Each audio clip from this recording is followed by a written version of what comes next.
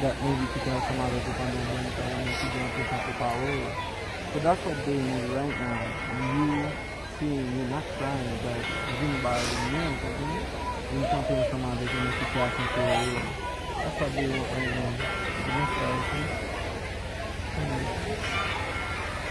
That's right.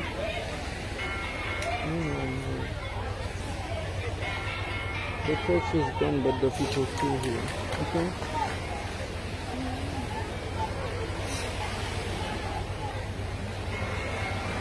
That's the good thing. So now you here, enjoy it. So, blo pou ki sa kriye la men, pasen fèt vin la. L'église.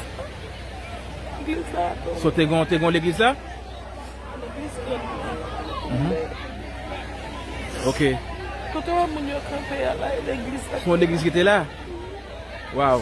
On vient là depuis petit vin la mission avec les. Quand on get kay là, c'est l'église là qui na mitan là. Et puis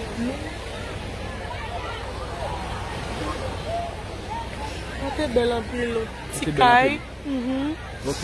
Un petit kay et puis regarde le pousser de l'eau qui va se Qui devant. Ok. So, aujourd'hui, là, c'est un petit beau jour pour venir là, on vient dans la coco, tout est levé. Tout le monde est réuni là, bien content, mais tout le monde est réuni là.